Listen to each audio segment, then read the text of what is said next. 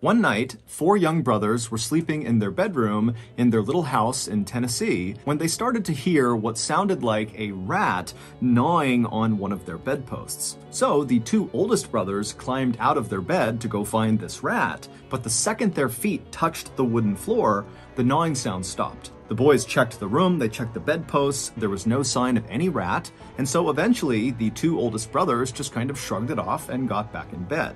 But when they closed their eyes again, the gnawing sound filled the room again, except this time it was louder and more frantic. Little did they know, these sounds were just the beginning of a multi-year-long nightmare that they and the rest of their family would have to endure. Their terrifying story is known as the Bell Witch haunting, and it is considered to be one of the most frightening documented hauntings of all time. And today, I'm going to share their story with you. But before we get into the Bell Witch haunting, if you're a fan of the strange, dark, and mysterious delivered in story format, then you've come to the right place because that's all we do, and we upload once a week. So, if that's of interest to you, please ungold the like button's goldfish crackers. Also, please subscribe to our channel and turn on all notifications so you don't miss any of our weekly uploads. Okay, let's get into today's story.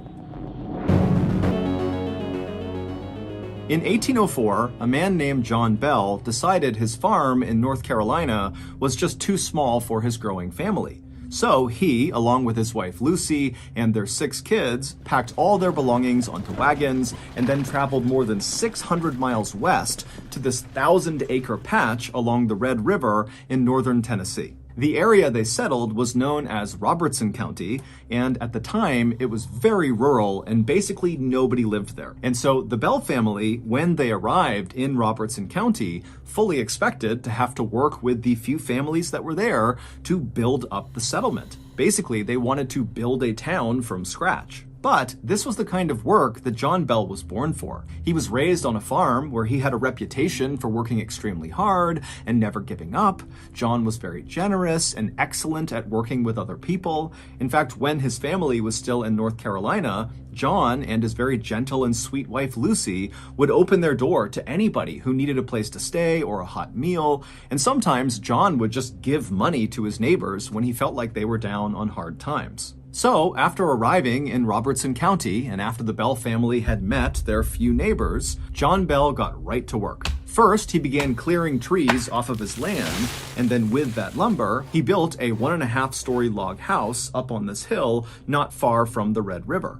And in fact, the Red River was a very popular picnic spot and fishing spot for the few people that lived in Robertson County. And so in virtue of the Bell's house being so near the river, the Bell family was always running into their neighbors and saying hi and making friends. And so it wasn't long after John and his family had arrived and built this house that the Bell family became one of the most popular families in the area. And for many years, the Bell family lived a very happy and prosperous life in Robertson County. Most mornings, John would wake up first, and then he would rouse the children, who would then leave the house and walk through the nearby woods to go to their school, and then they'd come back before sunset, and then while the kids were at school during the day, John and his older sons would go out and work the land or help build structures around town to build the settlement up, or they would build the boats that they would use to transport the tobacco and meats they produced on their farm down south for trade. John and Lucy would have 3 more kids while in Robertson County, and before long, their oldest children began getting married and starting families of their own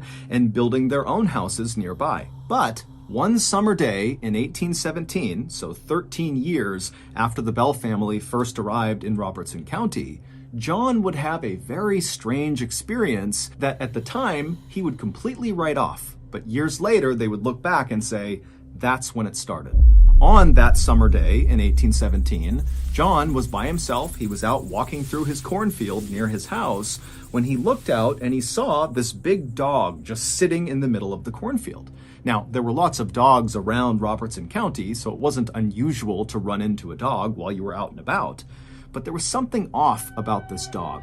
It almost looked misshapen, like its bones had broken many times over and reset at awkward angles. And this dog just looked way too big to be a dog. It almost looked more like a big wolf. And this dog was staring at John in a very human way, not breaking eye contact, staring right at John. Now, John was not someone who easily spooked, But standing in this cornfield, staring at this dog who was staring right back at him, John couldn't help but feel totally unsettled and a little bit panicked. And so John, who had his rifle with him, raised it and fired in the direction of this dog. And when he did, the dog took off running. And so John, he watched as this dog galloped away from him and disappeared into the tree line of the forest far away. And once the dog was totally out of view, John marched forward to the spot in the cornfield where this dog had been sitting. And when he got there, he was expecting to see the corn kind of pressed down from where this big animal had been sitting,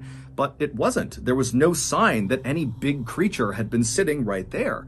And as he looked around him, he saw there were no paw prints, no tracks on the ground, either coming to this spot or going in the direction that he watched this big dog run off. John was totally confused by this, but after sitting there kind of wondering how this could be, he just told himself, you know what, I'm overthinking this. It was just some big ugly dog and a missed shot. This is no big deal.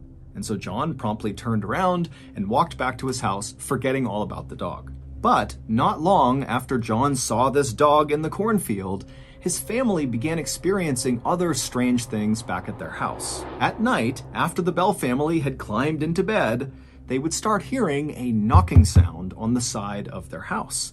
And as soon as they got up to go inspect it, the knocking would stop. And then they'd lay back down again and they would hear it again, except it was coming from another side of the house.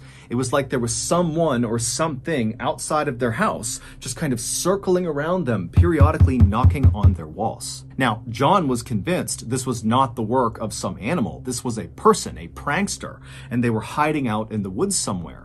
And so he instructed his family not to mention the tapping sounds to anybody in town because he thought somebody in town was doing this to them and he didn't want them to know that they were onto them. He wanted these pranksters to come back and do it again so he could catch them in the act. But over the course of several weeks, the tapping continued, and every time John would lay in wait and try to run out and see who was there, there'd be no one. And there'd be no tracks anywhere around the house indicating that anyone had ever been there. And as unsettling as these knocking sounds were for the family, they were nothing compared to the things that happened next.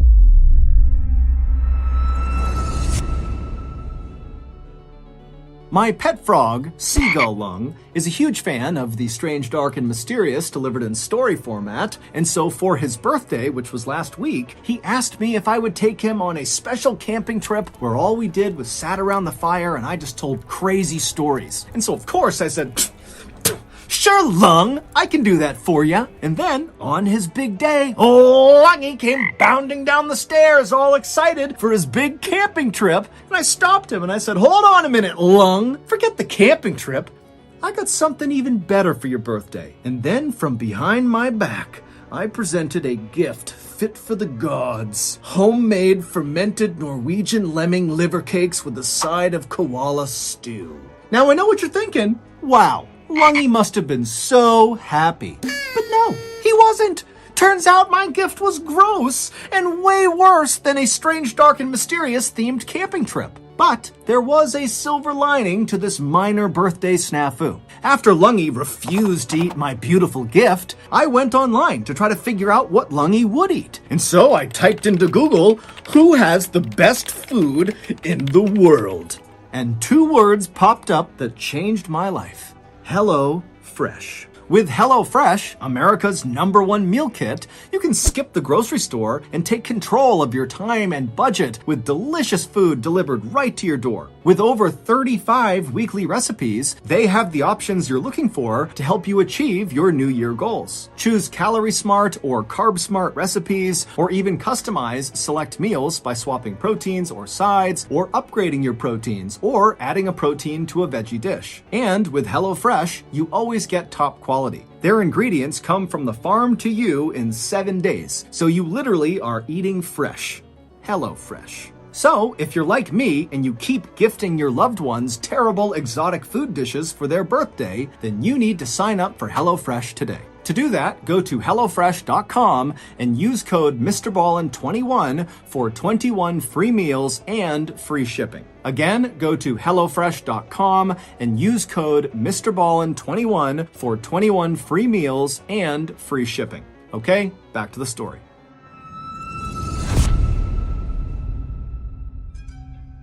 One Sunday night in May of 1818, so roughly 1 year after John had seen that big dog in the cornfield, and a couple of months after the knocking on the walls had begun in the Bell's household, 4 of John's sons were asleep in their bedroom inside of their home when they woke up to the sound of what sounded like a rat gnawing on one of their bedposts. Now, these boys were sleeping in 2 bunk beds, and the 2 oldest brothers were sleeping on the lower bunk. And so they instinctively got up, stepped onto the floor to go find this rat, but the second they stepped onto the floor, the gnawing sound completely disappeared. The 2 boys searched the room for this rat, they couldn't find it, and when they checked all of the bedposts, there was no sign that any of them had been gnawed on. So the 2 older brothers finally just kind of shrugged it off and climbed back in bed.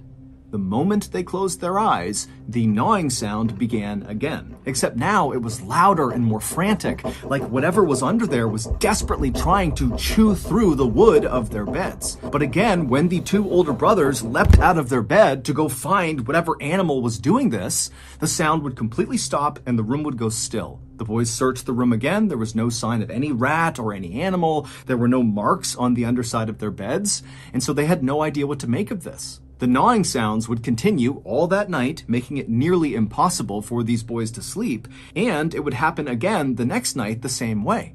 But on the night after that, so the 3rd night, the boys heard a new sound in their room. As they're laying in their beds, exhausted from barely sleeping the last 2 nights, they began hearing what sounded like someone gasping for air underneath their beds. Like they were being choked, they were gulping and smacking their lips and clawing at the underside of the beds. The 2 oldest boys were terrified, but eventually worked up the courage and leapt from their bed to confront whatever was underneath them. But again, as soon as their feet hit the floor, the sounds completely stopped and the room went still. But this time, the boys were so frightened, they decided not to try to just go back to sleep. Instead, they woke up the rest of their family, and the Bell family searched the entire house, top to bottom, looking for any indication of what could have been making those sounds. But there was nothing in their house. There was no marks from some animal or rat. There was no indication that anything was other than normal. Now, to this point, the Bell family had not told anybody in town about either the knocking sounds on the walls, or the rat gnawing sounds, or now the gulping for air sounds. And a part of that was because John had told the family, don't tell anyone because we're going to catch whoever's doing this. But another part of it was the family knew as soon as they brought this stuff up, they could be the target of ridicule because people wouldn't believe them. But after this night, with the gulping and gasping sounds, the Bell kids really could not sleep anymore. They were just up all night, terrified. And so finally, John went to one of his neighbors who he was very close with and confided in him that something weird was happening inside of his house. Now, John was not the kind of person who made things up. He was very straightforward, very honest. He didn't even tell jokes. And so this neighbor, as he's listening to this unbelievable story, just takes John at face value and says, you know what? I'll stay the night in your house and I'll see if I can hear all these strange sounds. That night, the neighbor would stay with John Bell and his family in the Bell household, and sure enough, the neighbor would hear the tapping on the walls, he would hear the rat gnawing on the wood post in the boys' room, as well as that gasping and gulping sound coming from the boys' room. And this neighbor was so terrified that he did not last the night in John's house. He left in the middle of the night to go back to his house. After this, word spread quickly around Robertson County about what was happening at the Bell household, and the way the townspeople reacted was very supportive. The Bell family had been instrumental in building up the settlement, and John and his wife Lucy were so kind and generous, and so the townspeople decided that they were going to find a way to rally around the Bell family and try to help them. So other people in town began volunteering to spend the night inside of the Bell household with the Bell family. One, because they wanted the Bell family to feel some security, having some more people around them. And 2, these people were thinking that maybe just their presence inside of the Bell household would scare off whoever or whatever was tormenting the Bells. But no matter who stayed inside of the Bell household, the noises persisted every single night.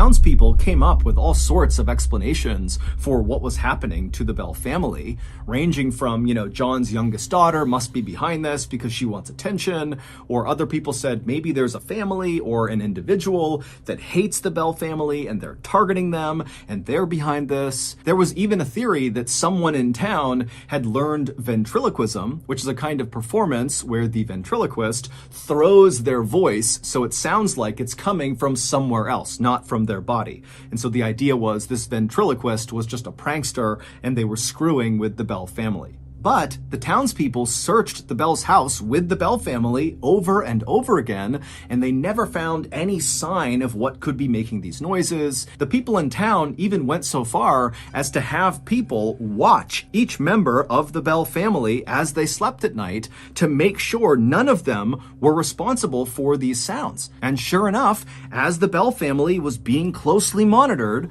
the noises would start, and it was very clearly not coming from anyone in the Bell family. As the months went on, and the Bell family was forced to endure whatever was going on inside of their home, the people in town started to notice something odd about John Bell. Normally, John was a very engaged person, that when he spoke to you, he was locked onto you and really paying attention. But at some point, after these mysterious things began happening at his house, John would be talking to someone, and then suddenly his eyes would kind of gloss over and his jaw would go slack, and it would look like he was staring off into the distance. And then his face would start to twitch. And at first, these twitches were fairly minor and were centered just around his eyes. But over time, these twitches became much more dramatic, to the point where his jaw would start to kind of quiver up and down and his eyes would begin blinking out of sync. And then when the twitching finally stopped, John, without saying a word to the person he had just been talking to, would just wander back to his house. He'd go up to his bedroom and he would sit on his bed for hours and hours and hours, just staring at the wall,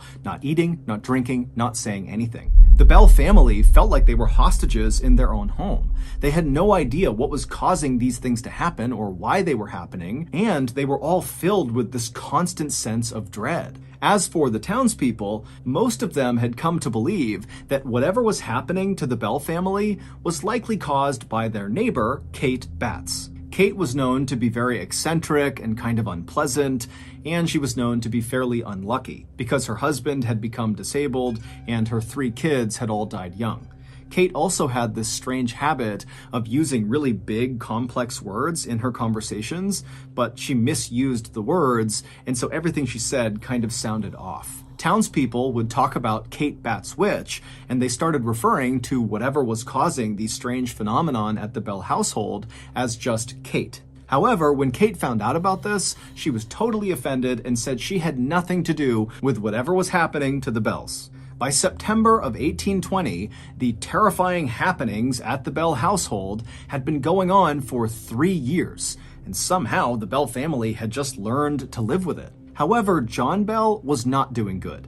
It was like the longer these strange things were happening, the more and more John seemed to become a shell of his former self. His sudden dazes and twitching fits began to happen more and more frequently, and the time he would spend afterwards sitting in his bedroom staring at the wall in silence would go on longer and longer and longer. In private, John would tell his wife, Lucy, that he believed someone or something was torturing him to death.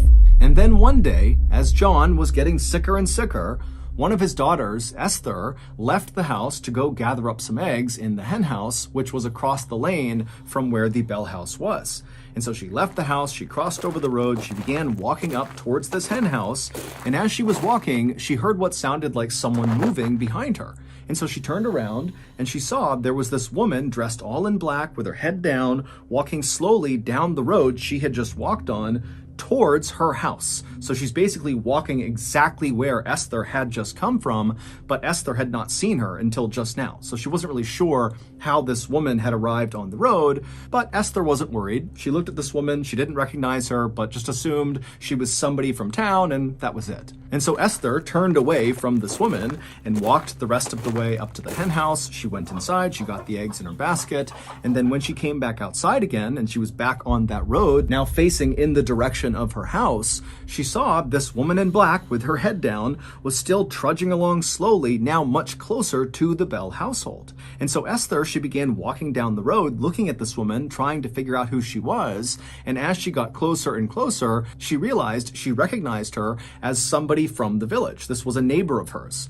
And so Esther yelled out a friendly hello. But this woman in black with her head down didn't turn around. She didn't react. She just kept on slowly walking down the lane towards the Bell house. And so Esther began walking a little bit faster, getting closer and closer to this woman. And she yelled out a few more times, "Hey, hello, how are you?" But each time, this woman in black just appeared not to hear Esther. And Esther, she's looking around and there's nobody else out. It's just her and this woman who's now about 15 feet away from her. And so Esther starts to feel really uncomfortable about this woman. And so Esther just stops on the road and stares at the back of this woman. And the second Esther stopped, this woman who was trudging along also suddenly stopped. And then she reached up with her hands, her back is still to Esther, and she took her bonnet off of her head. A bonnet is a type of hat. And then she dropped the bonnet on the ground, and right away this woman's black matted hair kind of tumbled down over her back. And then this woman, without moving, began reaching up and stroking her hair, running her fingers through her hair as if she was trying to comb it out. And so Esther is watching this, kind of wondering what's going on here. And so Esther began walking slowly closer and closer to this woman to make sure she was okay. But with each step that Esther took towards this woman began running her hands faster and faster through her hair until it almost looked impossible. She was moving so fast. And then Esther realized with horror that she wasn't just combing her hair. This woman was grabbing clumps of her hair and pulling them out of her head. In fact, Esther could literally hear the hair being ripped from this woman's scalp. And so before long, there was hair all over the ground around this woman. And so Esther at this point is terrified. She thinks there's something wrong with this woman. And so she runs around this woman without looking at her, charges into her house, which is right in front of this lady. She goes inside, she locks the door behind her. And then Esther calls out for one of her sisters who was home and said, "Come here, come here." And the two of them went to the front window and they look out onto the road and they see the woman. She's still there in the same spot, ripping her hair out. But Esther makes eye contact with this woman. And the second that happens, the woman freezes. Her hands are still in her hair and she's looking directly up at Esther. And Esther and her sister, they're kind of taken aback by the way this woman is looking at them. And then this woman slowly brings her hands down and she's staring up at Esther the whole time. And then she turns suddenly and walks around the side of the property out of view of Esther and her sister. And so Esther and her sister, they shriek, they leave the front window and they run over to the side window where this woman was heading. And they saw this woman climbing up and over their fence, getting into their side property. And behind her were now 3 children who they had not seen before, just marching right behind this woman in black. And so this woman and these 3 children, in plain sight of Esther and her sister, they walk into this grove of trees on the Bell property. And so Esther and her sister, they're just staring. They have no idea what's happening. And then one by one, the woman first, then each of the children climbed their own trees. And then once all 4 of them were up in these trees, they turned around so they were all looking directly at Esther and her sister. And then they all began swaying with their bodies in the trees, getting these trees to bend and wave hard left and right. And so Esther and her sister are horrified. And as they're staring, Esther's husband just happens to come through the front door. And so Esther yells for him to come over here and look out the window. Look what they're doing out there. And so Esther's husband, he runs over to the window and he looks out, but he can't see the woman or the 3 kids. He can only see trees swaying unnaturally left and right. And so Esther and her sister, they realize he's not seeing what we're seeing, what's happening. And before long, they're screaming. The husband's trying to figure out what's going on. And finally, the trio just ran from the window, went out the back door, and ran around to the side yard to go confront this woman and these children. But when they got out to the grove of trees, the woman, the kids, they were gone, and there was no tracks anywhere on the ground to indicate that anybody had been there recently. Not long after this incident, sometime in October of 1820, John Bell and one of his sons were out for a walk on their farm. And as they walked, suddenly John stopped and threw his hands up to his face as if he was protecting himself from someone trying to hit him. And then all of a sudden, John's face just went totally slack and his body began to contort into these horrible, grotesque angles pills, and his back began to arch so far it looked like his back would break. And so John's son, he's watching this happen. He has no idea what to do, and so he just runs over and grabs his dad and tries to pull him upright. And as he does this horrifying shriek fills the air. John's son has no idea where it's coming from, but it's so loud it stops him in his tracks. And then as fast as all of this had happened, it all stopped. John was back to normal, laying on the ground, coming to, and the shrieking was gone. It was silent on their farm. And so John's son turns to his dad, and he sees John is crying on the ground. And he says to his son, "I don't have much time left." John's son would help him up, and then the two of them silently just walked back to the house, and John went straight to bed. A few weeks later, on the morning of December 19th, 1820, John didn't come down for breakfast, and so his family went up to his bedroom to make sure he was okay. But when they found him, he was still laying in bed, he was breathing, but no matter what they did, they couldn't wake him up. And so one of John's sons ran to the medicine cabinet inside of their house, but when he opened it up, all the medicine was gone, and in their place was this strange glass vial that contained a smoky, dark liquid that the son had never seen before and no one in the family had seen before. And so the family immediately called for a doctor to come to their house, both for John and also to see what this liquid was. And so the doctor showed up. He didn't really know what to do for John. It didn't make sense that he just was not waking up. And then the doctor checked on this liquid and he said, "You need to test this on some farm animals to make sure we know what it does." And so the family went out and found a stray cat, and they force-fed it some of this liquid, and within minutes, the cat had died. The Bell family swore they had not put that vial in the medicine cabinet. They had no idea what it was or how it got there. As for John, he would not wake up that day, and in fact, the following morning, when he was still in bed, he died. After John's death, the strange occurrences at the Bell household basically all came to a stop, for the most part. Some people in town reported, after John's death, seeing strange lights floating around the Bell property, and also sometimes they reported hearing a strange sing-song voice kind of coming from somewhere out around their property. John's wife, Lucy, would remain inside of that house until 1838, when she passed away. Today, there's nothing left of the Bell household. However, there is a cave on their property, an underground cave, and people swear that's where whatever tormented the Bells came from. So that's going to do it. If you got something out of today's episode and you haven't done this already, please ungold the like button's goldfish crackers. Also, please subscribe to our channel and turn on all notifications so you don't miss any of our weekly uploads. We have a podcast called the Mr. Ballin Podcast that puts out brand new podcast exclusive stories on Monday mornings, and on Thursday mornings, we put up the remastered audio of our best YouTube videos. Again, it's just called the Mr. Ballin Podcast, and it's available exclusively on Amazon Music. Consider donating to our charity. It's called the Mr. Ballin Foundation, and it provides support to victims of violent crime as well as their families. Monthly donors to the Mr. Ballin Foundation Honor Them Society will receive free gifts and exclusive invites to special live events. Go to mrballin.foundation and click on Get Involved to join the Honor Them Society today. We have 2 additional YouTube channels, Mr. Ballin Shorts and Mr. Ballin en Espanol. We post near daily content on TikTok, Facebook, and Snapchat. All of those pages are just called Mr. Ballin. If you want to get in touch with me, please follow me on any major social media platform and then send me a direct message. My username is just @Mr. Ballin, and I really do read the majority of my DMs. Check out our merch at shopmrballin.com, and if you have a story suggestion, please submit it to our subreddit, just called Mr. Ballin. It's linked in the description below. So, whether I see you on Twitter, Instagram, TikTok, Reddit, YouTube, Facebook, other YouTube channels, the podcast, wherever, just know that I really appreciate your support, and until next time, that's going to do it. See ya.